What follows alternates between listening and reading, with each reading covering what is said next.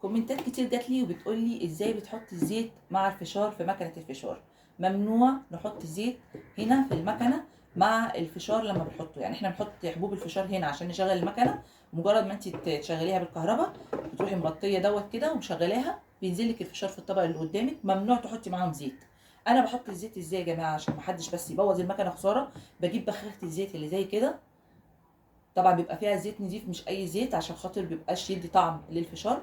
بروح حاطه بخه، مجرد ما بخلصه كده وبيطلع لي المكنه وهو لسه سخن، يعني بخه من يعني من الزيت دوت. ما ينفعش احط بيه زيت تاني، من البخاخه احسن.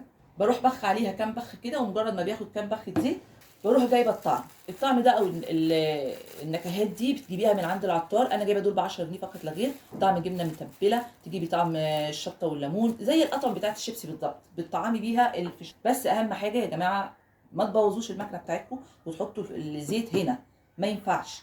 لكن بيتحط بدي، اول ما بتبخي بيها على طول مجرد ما بيطلع تحطي الطعم اللي انت عايزاه، تحطي ملح بس، بيبقى طعمه جميل جدا واحسن بكتير من اللي معمول في الحله. كومنتات كتير وبنات كتير سالتني على الزيت ومشكلته مع مكنه الفشار، وده الحل المثالي، وان شاء الله هيبقى طعمه حلو معاكم. واشتروها يا جماعه، كويسه جدا وجميله.